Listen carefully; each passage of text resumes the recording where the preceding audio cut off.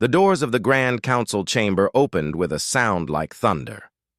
Tay walked through them with steady steps, his dark suit simple compared to the flowing robes and crystalline armor worn by the other beings in the room. Behind him, his assistant Hay carried a single data pad. Nothing more. The chamber was enormous. It floated in space, surrounded by stars on all sides. 47 different species sat in curved rows that rose up like a theater. Some had too many legs, some had none. Some breathed air. Others floated in tanks of liquid. But all of them turned to watch as the two humans walked to the center of the floor. Tay had practiced this moment for months. He knew every word he would say. He knew the facts by heart. Humanity had been in space for 200 years now. They had built colonies on 12 worlds. They had made peace between warring species 3 times. They had invented a new type of faster-than-light engine that used half the energy of the old models. He began to speak. His voice was calm and clear. "Honored council members," Tay said. "I am Ambassador Tay of Earth. I come today to request full membership in the Galactic Council for Humanity." A rippling sound came from the Vrin section. The insect-like beings were clicking their mandibles together. Tay knew enough about them to understand this meant amusement. They thought something was funny. He continued anyway. "Humanity has proven our commitment to peace and progress. We have shared our medical technology freely. Our ships have protected trade routes without asking for payment. We have helped build stations in neutral space where all species can meet safely." Hay activated the display. Images appeared in the air above them. A human doctor working alongside a Pelmar surgeon, both trying to save a child of a third species. Human engineers teaching their techniques to Lothak students. Human peacekeepers standing between 2 armies, convincing them to talk instead of fight. "We ask only for a voice in decisions that affect all of us," Tay finished. "A chance to serve alongside you as equals." For a moment there was silence. Then the laughter began. It started with the Vrin, their clicking growing louder. Then the Pelmar joined in, their liquid voices bubbling through their translation devices. Even the usually quiet Lothak made their crystal bodies chime in what could only be mockery. The eldest of the Vrin council members raised one of its many legs. The laughter died down. "Ambassador Tay," the elder said, its voice translated into human languages. "We appreciate your enthusiasm. Truly we do. But you must understand our position." The elder moved forward, its multiple eyes gleaming. "Your species achieved faster-than-light travel only 2 centuries ago. Some of us here have family members older than your entire space program. You are children. Bright children, perhaps. Energetic children, certainly. But children nonetheless." More beings made sounds of agreement. A counselor from the Pelmar spoke next, their voice like water flowing over rocks. "You mention peace, but your own world still has conflicts. You speak of medical advances, but you only discovered quantum biology 30 years ago. Most of us mastered it millennia past. You are at the children's table asking to sit with adults. It simply isn't time yet." Tay felt High stiffen beside him. His assistant's hand tightened on the data pad. But Tay remained perfectly still. His face showed nothing. A Lothak representative, their crystalline form catching the starlight beautifully, added their voice. "Perhaps in another few hundred years you might be ready. For now, observer status is more than generous. Learn from us. Watch. Grow. Come back when you have something real to offer." The council leader, a massive being whose species Tay had never seen before, made a gesture that ended the discussion. "The petition is denied," the leader announced. "Humanity will remain in observer status. This session is concluded." Tay bowed his head, not in shame, but in acknowledgement. "Thank you for your time and consideration," he said.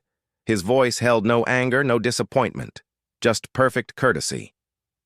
He turned and walked back toward the doors. Hay followed, confusion clear on her face. The council members had already begun talking among themselves, discussing other matters. The humans were forgotten before they even left the room. Outside, in the corridor that led back to their ship, Hay finally spoke. "Ambassador," she said quietly, "I'm sorry. We prepared so thoroughly. The presentation was perfect, but they didn't even really listen." Tay stopped walking. He looked at his assistant and smiled slightly. It was not the smile of someone who had lost. "Hey," he said, "did you count how many times they reference things humanity does for them?" She blinked. "What?" "Medical technology, trade route protection, neutral meeting spaces. They mentioned all of it while explaining why we aren't good enough." He started walking again. "They're so used to what we provide, they don't even notice it anymore. It's just there, like air." "I don't understand," Hay said. "You will," Tay promised. "Send a message to Earth. Tell them exactly what happened here. Tell them every word that was said. And then tell them I recommend we proceed with Protocol 7. "Protocol 7? Hay's eyes widened. "But that's—" "Yes," Tay said. His smile grew just a bit. "That's exactly what it is." Behind them, through the walls, they could still hear the council members laughing and talking. None of them noticed the two quiet humans leaving. None of them thought about those humans again for the rest of the day. That was their first mistake. The rejection was not the end. It was only the beginning. 3 days after the council session, the recordings went public. Every species in the galaxy could watch the meeting. They could hear the laughter. They could see the human ambassador being dismissed like a child asking to join adult conversation. The recordings spread fast. Soon, comedy shows on a dozen worlds were making jokes about it. Humans became the punchline to 1,000 different jokes in 1,000 different languages. Captain Yoon noticed it first from his ship. The Silent Dawn was a trade vessel, one of hundreds that humans operated across the galaxy. For 15 years, Yoon had carried cargo between worlds. He knew every port, every station, every trademaster by name, but when he brought his ship to the Vrin commercial station at the edge of their territory, something was different. "Request denied," the traffic controller said. The Vrin's voice came through the translator with a tone Yoon had never heard before, amusement mixed with contempt. "This station is for Council-affiliated vessels only. Observer species must use the outer docks." "I've been docking here for years," Yoon said, keeping his voice steady. "Bay 12 has been my regular spot." "That was before everyone understood your proper place," the controller replied. "Outer docks. Take it or leave." The outer docks were smaller, older, with fewer services and higher fees. Yoon had no choice. He took his ship there. But as he worked to unload his cargo, he noticed other human vessels arriving. All of them were being turned away from their regular berths. All of them were being pushed to the edges. That same week, Dr. Rin stood in her laboratory on Medical Station 41, staring at a message on her screen. She had to read it 3 times to believe it. The Pelmar Medical Council was terminating their partnership, effective immediately. Rin had worked with the Pelmar for 8 years. Together, they had developed treatments for 3 different diseases. The nanites in her lab, tiny medical machines that could repair damaged organs, had saved thousands of lives across multiple species.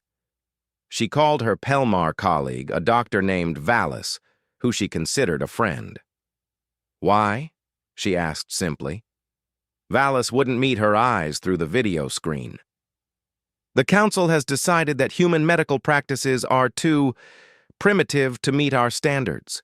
We will be continuing the nanite research without human involvement." "Our research," Rin said. "We built this together." "The Council owns this station," Valis replied, "and all research conducted here. You will be compensated for your time, of course." The connection ended. Rin sat in her empty lab, surrounded by equipment she had designed, looking at research that had her name on it. But none of it belonged to her anymore. Engineer Wu experienced the same thing from his position on the Lothak fusion reactor project. He had been part of the design team for 3 years, working on a new type of reactor that would provide clean energy for colony worlds. The message from the project leader was short. Council species only. Your contributions are noted in the files. You may leave. Wu thought about arguing. He thought about pointing out that the reactor's cooling system was entirely his design, that without his work, the whole thing would overheat in less than an hour. But he looked at the faces of his Lothak colleagues and saw no friendship there, only the same polite contempt the council had shown Ambassador Tay. He packed his things and left. The stories kept coming. A human teacher at a multi-species school was told that parents were requesting non-human instructors only. A human musician who had been touring the galaxy for 5 years found every venue suddenly canceling her shows. Human restaurants on mixed-species stations saw their customers disappear, and through it all, the official council broadcasts kept talking. Counselor Lothak gave an interview that was played on every major news network. "We mean no disrespect to humanity," the crystalline being said, their voice somehow managing to sound kind and insulting at the same time. "But they must understand that the council has standards. We have maintained peace and order for 10,000 years. These young species come in full of excitement and energy, but lacking wisdom, lacking perspective. They need time to mature. Perhaps in another century or 2, we can revisit their application." Another counselor spoke about humanity's violent history.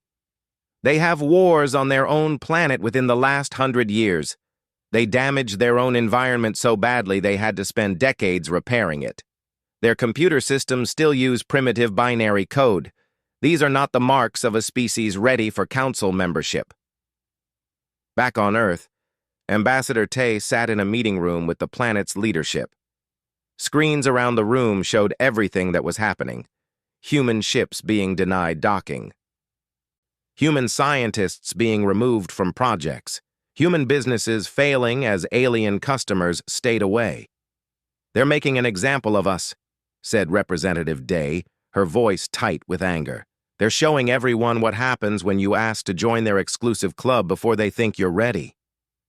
"It's worse than that," said Representative Saul, reviewing economic data. "They're taking credit for our work. Look at this.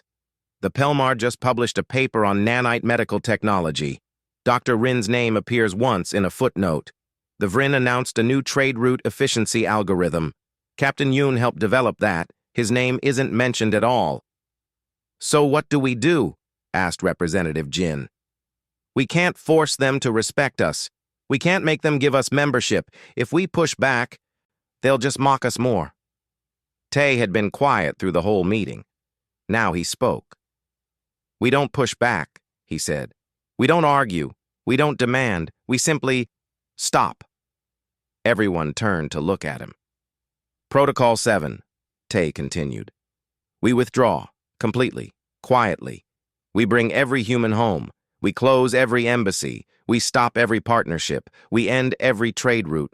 We pull out of every shared project. No announcements, no explanations. We just leave." "They'll barely notice," Representative Na said bitterly. Tay smiled, the same small smile he'd worn leaving the council chamber.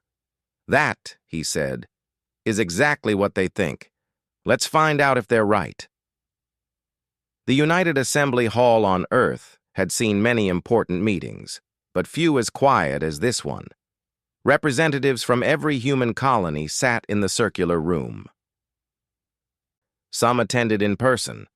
Others appeared as holograms, their images transmitted from worlds hundreds of light years away. All of them had the same expression: tired, frustrated, angry. Ambassador Tay stood at the center, his hands folded behind his back. "We all know why we're here," he began. "The question before us is simple.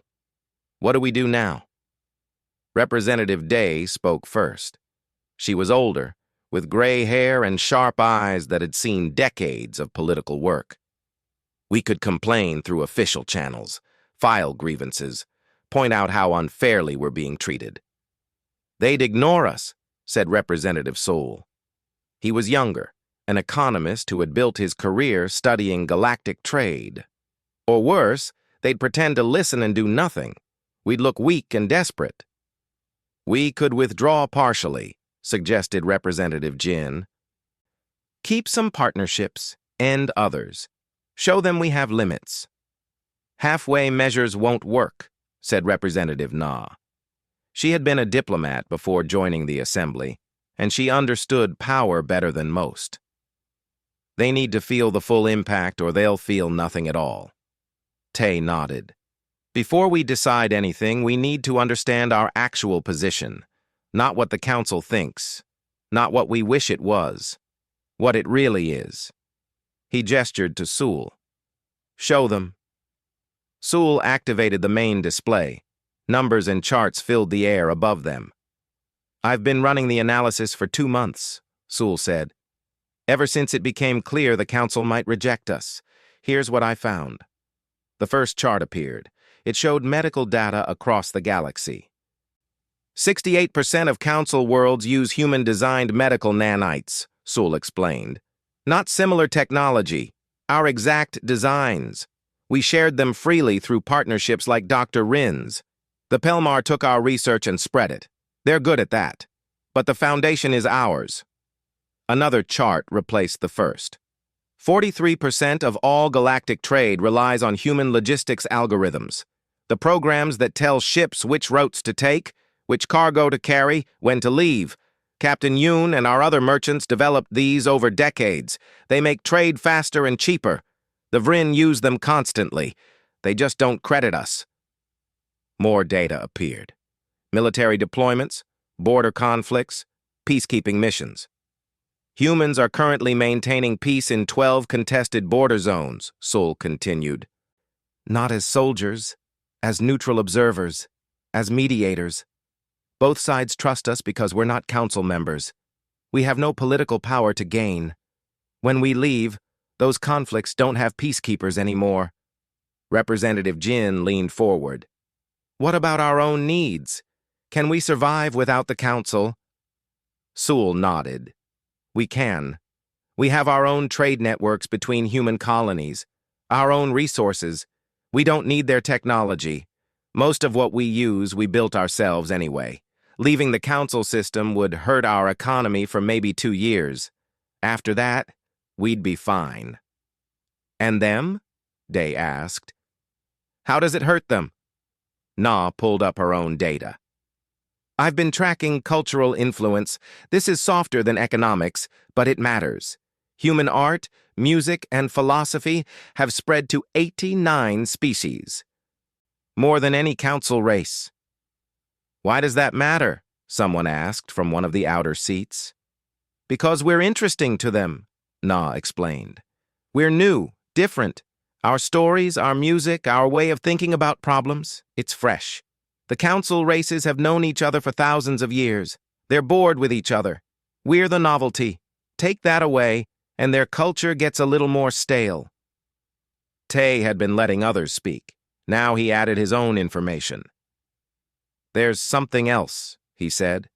Something the council doesn't think about because they've never had to. We're neutral. We're the third party. When the Vrin and the Pelmar have a dispute, they can't negotiate directly. Too much history, too much pride. But they can both talk to humans. We pass messages. We suggest compromises. We make it possible for old enemies to work together without losing face. He paused, letting that sink in. If we leave, Tay continued, the council doesn't just lose our technology or our trade routes or our art. They lose their neutral ground. They lose the species that connects everyone else. The room was silent for a long moment. Then Representative Day spoke, her voice careful and measured. You're suggesting we become indispensable by making them realize we already were. Yes, Tay said simply. And if it doesn't work? Jin asked. If we withdraw and they just don't care? Then we learn something important, Na replied. We learn that we really don't need them. We build our own future, our own alliances. We stop trying to join their club and build our own instead. Sewell pulled up one final chart. It showed a simulation, a prediction of what would happen if humanity withdrew completely. I ran this scenario 100 times, he said. Different variables, different assumptions. The results are always similar. In the first month, nothing happens. The council doesn't notice. In the second month, small problems start appearing. Delays in trade, medical shortages, border incidents. By month 6, the problems are serious. By month 12, he didn't finish. He didn't need to. The chart showed the spreading consequences clearly, like pulling one card from a house of cards. Nothing dramatic. Just a slow, inevitable collapse of small systems that depended on that one support. We're not threatening anyone, Tay said. We're not making demands. We're simply going to take their advice. They said we need time to mature. Time to develop independently. So we'll do exactly that. We'll go home. We'll focus on our own growth. And we'll see what happens. The vote was called. Every representative had one vote. They could vote to stay, to continue enduring the mockery and discrimination. Or they could vote to implement Protocol 7, total withdrawal, complete silence. The results came in quickly. It wasn't even close. Unanimous. Then it's decided, Tay said. We begin immediately. Send orders to every human in council space. Ambassadors, merchants, doctors, teachers, engineers, peacekeepers, everyone comes home. Close the embassies, recall the ships, end every partnership, and do it all quietly. No speeches, no complaints, no explanations. What do we tell them when they ask why? Someone asked. Tay smiled. We tell them we're following the council's recommendation. We're taking time to mature. That's all. Representative Na stood up. How long do we stay silent? As long as it takes, Tay replied. Until they understand, or until we decide we don't need their understanding anymore. Messages began going out before the meeting even ended, to human colonies across the galaxy, to ships traveling between stars, to every person wearing a human uniform or working under a human contract in council space. The message was simple. Come home. And across the galaxy, in stations and schools and hospitals and trade ports, humans began to quietly pack their things. They said polite goodbyes. They finished their shifts. They closed their shops and offices. And then, without fanfare or drama, they left. The silence was about to begin. The first week, nobody noticed. Dr. Rin left Medical Station 41 on a Tuesday morning. She packed her personal belongings, encrypted her research notes, and boarded a human transport ship. Her Pelmar colleagues waved goodbye, already discussing how they would continue the nanite research without her. They didn't realize she had taken the encryption keys with her, the ones that unlocked the manufacturing specifications, the ones that explained how to calibrate the nanites for different species biology. Without those keys, all they had were machines they didn't fully understand and couldn't reproduce. But that wouldn't become clear for a while yet. Captain Yoon pulled the Silent Dawn out of the outer docks at the Vryn station for the last time. He sent a brief message to the Port Authority, canceling his regular shipping contract. Then he set course for human space and never looked back. The Vryn traffic controller barely noticed. One less human ship. So what? There were plenty of other vessels to handle the cargo. Except Yoon hadn't just been carrying cargo. His routes connected 3 different species who didn't trade with each other directly. The Vryn sent tech components to the Pelmar. The Pelmar sent medical supplies to the Lothak. The Lothak sent rare minerals back to the Vryn. Yoon's ship made a triangle, visiting all 3. None of them had to deal with the others. Without him, the triangle broke. But that wouldn't become clear for a while yet. Engineer Wu downloaded every file he had access to before leaving the fusion reactor project, everything he had created, designed, or contributed to. Then he wiped his workstation and walked out. The Lothak team barely said goodbye. They had his designs, they thought. They could finish without him, but Wu's designs were only half the picture. The other half was in his head. The small adjustments, the workarounds, the reasons why certain things were done certain ways. None of that was written down. The reactor would still work, probably, but that wouldn't become clear for a while yet. By the end of the first month, Earth's assembly received reports from across human space. Every human in Council territory had returned. Every embassy was closed. Every trade route canceled. Every partnership ended. Every teaching position abandoned. Every peacekeeping mission concluded. The silence had begun. The Council sent inquiries, official messages to Earth's government, asking why humans were withdrawing from various positions. Tay responded to each one personally, with the same polite, brief message. Humanity is pursuing independent development as recommended by the Galactic Council. We appreciate your past patience with our immaturity and wish you well. No anger, no accusations, just those same words over and over. The second month, small problems started appearing. On the Pelmar medical stations, emergency supplies of nanites began running low. The existing machines still worked, but they needed regular maintenance, calibration, updates for new patient types. Dr. Rin had always handled that. Now her Pelmar colleagues tried to do it themselves. They couldn't. The systems were too complex, built on human understanding of quantum biology that the Pelmar had never fully learned.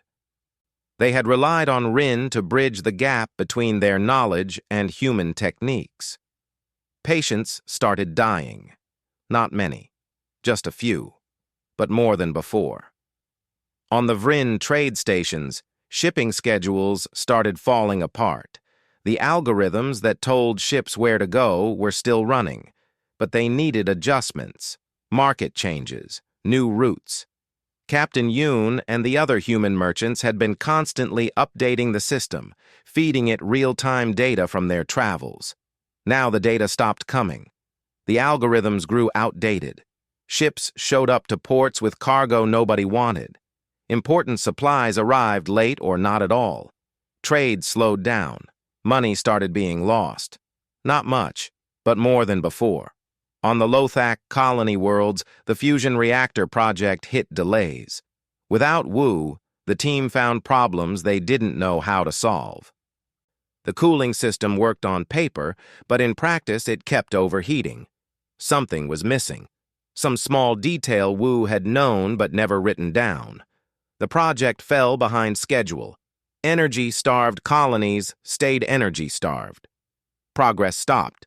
And in 12 different border zones across the galaxy, conflicts that had been frozen began to thaw. Without human peacekeepers to serve as neutral observers, old enemies had to face each other directly. Pride got in the way. Accusations flew. Shots were fired. 3 of the conflicts went hot again. People died. Not many, but more than before. By the 4th month, the Council started getting concerned. They sent stronger messages to Earth. Not quite demands, but no longer polite inquiries. They wanted to know when humans would resume their previous activities. Tay's response never changed. Humanity is pursuing independent development as recommended. A delegation of Vrin counselors tried to visit Earth directly. They were welcomed with full diplomatic courtesy, given tours, fed well, treated as honored guests. But when they asked about trade routes, about partnerships, about rejoining council activities, they got the same answer. We are focusing on our own development, as you suggested. But you're disrupting established systems, one of the Vrin protested. Representative Na, who met with them, smiled politely. We were told we weren't ready to participate in those systems, so we stopped participating. Surely that's logical? You're causing problems. Are we? Na's smile never wavered. We're simply absent. If our absence causes problems, perhaps we were more important than you realized, but you made it clear we weren't important at all, so surely everything should be fine. The Vryn left angry and confused. By the 6th month, the situation was getting serious. Medical shortages affected dozens of worlds. Trade disruptions cost billions. 2 of the border conflicts had escalated into small wars. Thousands were dead. The council called an emergency session. For the first time in 10,000 years, they discussed a single species, humanity. Counselor Lothak, their crystalline form somehow seeming less bright than before, addressed the chamber.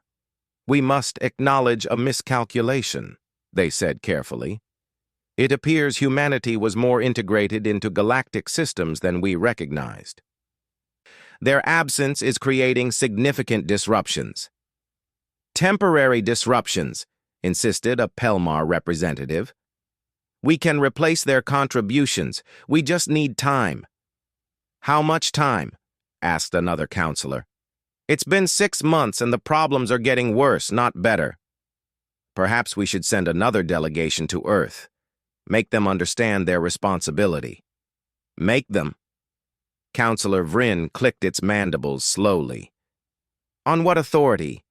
They're observer species. They have no obligations to us. We made that very clear when we rejected their petition." The chamber fell silent. "What exactly do we want from them?" asked a quiet voice from the back. "For them to go back to doing all the difficult work we didn't want to do, while we continue treating them as inferior? Is that the relationship we're proposing?" More silence. "We could offer them membership," someone suggested. "That's what they wanted originally." "That would look like we're admitting we were wrong," Counselor Lothak said. "That we misjudged them." "Weren't we wrong?" another voice asked. "They're not the ones suffering right now. We are." The debate continued for hours, but no decision was reached. The council was stuck. Pride prevented them from admitting error, but reality prevented them from ignoring the problem. Meanwhile, in human space, life went on. Trade between human colonies flourished. New partnerships formed between humanity and smaller species that had never been important enough for the council to notice. Research projects continued, now without interference from species who wanted to take credit. Ambassador Tay sat in his office on Earth, reading reports from across the galaxy. He saw the council's confusion, their growing desperation, their pride fighting against their needs. Heye entered with a data pad. "Another message from the council," she said. "This one's from the leader themselves, marked urgent." Tay looked at her. "What does it say?" "They want to discuss terms for humanity's return to galactic affairs." "Not membership?" Tay asked. "Not an apology? Just return to how things were?" "That's what it sounds like." Tay smiled. "Send our usual response. We're pursuing independent development." "How long are we going to keep this up?" Hay asked. "Until they understand," Tay said. "Or until we decide we're better off without them." He looked out his window at Earth below. "Right now, Hay, we're the ones with everything we need. They're the ones with problems. For the first time, we're not asking for anything. That's real power. The power to simply walk away. And if they never admit they were wrong?" "Then we build our own future," Tay replied. And maybe that was the right answer all along. 14 months after the silence began, the Grand Council chamber looked different. The seats were all filled, like always. The stars still shone through the transparent walls, but the atmosphere had changed. There was tension in the air, worry. Counselor Lothak stood to present their report.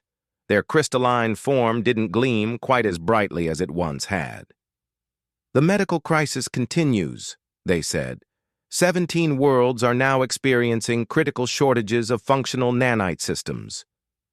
We've attempted to reproduce human designs, but without their expertise, our success rate is less than 40%. The death toll from preventable conditions has reached 2 million across affected populations." The chamber was silent. "Trade disruptions have cost the galactic economy an estimated 4 trillion credits," Lothak continued. "New routes have been established, But they're inefficient. Shipping times have increased by 30% on average. Some remote colonies are struggling to receive basic supplies. Another counselor stood, a Pelmar whose water tank seemed cloudier than usual. The Vryn-Pelmar border conflict has claimed 2 million lives, they said, their translated voice heavy. The Lothak-Xerix border situation has claimed another 800,000. The Pelian Civil War, which human peacekeepers had kept frozen for 12 years, has resumed. Casualties continue to climb. A Vryn representative clicked their mandibles nervously. We've attempted to recruit other species for peacekeeping roles. None are acceptable to all parties. The humans were unique in being trusted by everyone precisely because they had no council power, no political agenda. What about cultural impact? Someone asked. A counselor from a species that looked like flowing energy spoke up. Significant. Entertainment industries across 40 worlds are reporting decreased consumer interest. Humans produced 70% of new cross-cultural art in the past decade. Without their input, everything feels repetitive, stale. Species are consuming less media, interacting less, sharing less. The council leader, massive and ancient, surveyed the chamber. Let me summarize. In 14 months of human absence, we have medical crises, economic disruption, multiple wars, and cultural stagnation. Yes? Murmurs of agreement rippled through the room. And what have the humans lost in this time? The leader asked. Counselor Vryn brought up data. According to our intelligence, very little. Their internal economy has actually grown. They've formed new partnerships with 17 non-council species. Their research has advanced without our interference. They appear to be thriving. They don't need us, someone said quietly. We need them. The words hung in the air like an accusation. We could demand their return, a Pelmar suggested without much conviction. On what grounds? Counselor Lothak asked. They're observer species. We made absolutely certain they had no obligations to the council. That was the entire point of denying their membership. We wanted their labor without giving them power. Now we have neither. The leader made a rumbling sound. I believe we need to admit something difficult. We made an error, a significant one. Several counselors started to protest, but the leader raised an appendage for silence. We became so accustomed to human contributions that we stopped seeing them. They were simply there, like the air we breathe. We took their medical advances, their trade routes, their peacekeeping, their cultural vitality. We used all of it while simultaneously telling them they weren't good enough to sit among us. They were so young, a counselor protested. Only 200 years in space. And in those 200 years, they became central to our civilization, the leader replied. Age is not wisdom if you cannot see what is in front of you. We are 10,000 years old, and we failed to notice our dependence on a species we dismissed as children. Before anyone could respond, an announcement came through the chamber's communication system. 2 human representatives have arrived. They request observer status for this session. The chamber erupted in noise. Surprised clicks, bubble sounds, crystal chimes. Humans hadn't attended a council session in over a year. Let them in, the leader commanded. The doors opened. 2 humans entered. Not Ambassador Tay this time. Representative Sol and Representative Na walked calmly to the observer section. They didn't go to the center floor where petitioners stood. They took seats in the back, in the area reserved for watching, not participating. Counselor Lothak, flustered, addressed them. Representatives, we are pleased to see humanity return to council chambers. Does this mean you are prepared to resume your previous activities? Sul stood. His voice was calm, almost pleasant. We're here only as observers, as has always been our status. We heard the council was discussing matters related to humanity. We thought it appropriate to attend. You must know the problems your absence has caused, a Vryn counselor said, clicking urgently. Medical emergencies, trade failures, wars, people are dying. Yes, Na said, standing beside Saul. We've been monitoring the situation. It's very concerning. Then you'll return, help resolve these crises? Sul tilted his head slightly. Why would we? You made it clear we weren't qualified to participate in galactic affairs, that we needed to mature independently. We're doing exactly what you advised. The situation has changed, Counselor Lothak said. Has it? Na asked. Has the Council decided that humanity is no longer too young, too primitive, too immature? Silence. Because if that's changed, Sul continued, if the Council has recognized that humanity has something valuable to contribute, then perhaps we should discuss a different relationship, one based on mutual respect between equals. You want membership, Apelmar said. That's what this was about all along. Manipulating us. Sul's expression didn't change. We're not manipulating anyone. We simply took your advice and left. If that created problems, those are your problems. We're doing fine. People are dying, the Pelmar insisted. Yes, Na said softly, and we grieve for them. But we didn't start those wars. We didn't create the medical supply systems that depended on human expertise while giving humans no voice in decisions. We didn't build an economy that required human trade routes while denying humans fair treatment. You did all that. These are consequences of your own choices. The truth of her words settled over the chamber like a weight. The council leader spoke again. What would it take for humanity to return to galactic affairs? Sul and Na looked at each other. Then Sul answered. We're not negotiating today. We're only here to observe. But if the Council is genuinely interested in discussing mutual cooperation between equals, not us serving while you mock us, but actual partnership, then you can send a formal invitation to Earth. We'll consider it. Consider it? A counselor sputtered. You would make the Council wait for your decision? Yes, Na said simply. The same way you made us wait for yours. 14 months ago, you had all the power. You could accept or reject us as you pleased. Now the situation is different. We're not desperate. We're not begging. We're not the ones with urgent problems to solve.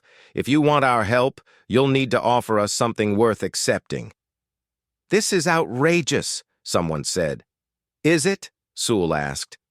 You told us we weren't equals, that we weren't ready to sit at your table. We agreed and built our own table. Now you're upset that we're comfortable there? That seems like a you problem, not a US problem. Counselor Vryn clicked slowly, thoughtfully. They're right. We denied them respect when they asked for it. Now they don't need our respect anymore, but we need their cooperation. So we give them membership? Lothak asked, just like that. We offer them what they deserved 14 months ago, the council leader said. Real partnership, real voice, real respect, and we hope they're generous enough to accept. Sul and Na stood to leave. Where are you going? Someone asked. Back to Earth, Sul said.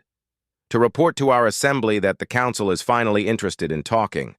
Whether we're interested in listening, that's going to take some discussion. How long will we have to wait? Counselor Lothak asked, and there was something almost desperate in the question. Na paused at the door. You told us to take time to mature, to develop independently. Maybe you need some time too.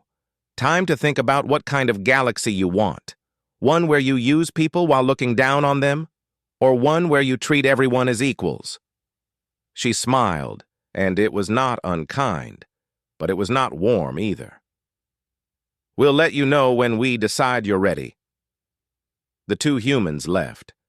The council chamber erupted in arguing voices, some angry, some ashamed, some simply confused about how the power had shifted so completely.